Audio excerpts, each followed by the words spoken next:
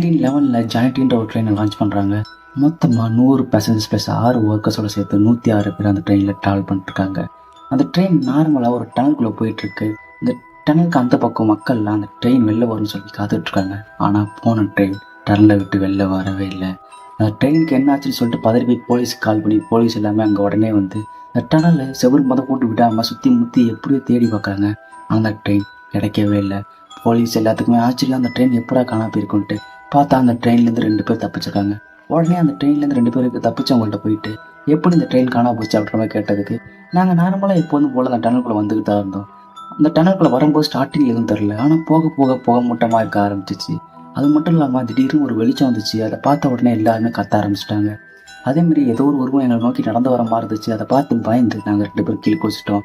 ஆனால் அந்த ஜன்னல் எல்லாமே க்ளோஸில் தான் இருந்துச்சு. நாங்களும் எப்படி வெளில வந்தோம்னு எங்களுக்கு தெரியவே இல்லை அப்படின்ற மாதிரி சொல்கிறாங்க. அதை கேட்டு போலீஸ் மக்களும் ஷாக் ஆகுறாங்க. அன்னையிலேருந்து இன்னைய வரைக்கும் 114 வருஷம் ஆகியுமே அந்த ட்ரெயின் எப்படி மறைஞ்சு போச்சுன்னு யாருக்குமே தெரில. அது இன்னும் மிஸ்ட்ரியாகவே தான் இருக்குது. இந்த மாதிரி மிஸ்டீரியஸான விஷயங்களுக்கு இந்த வீடியோக்கு லைக் பண்ணிட்டு நம்ம சேனலை மறக்காமல் சொல்லிக்கோங்க. உங்களை அடுத்த வீடியோ சந்திக்கிறேன். பாய்.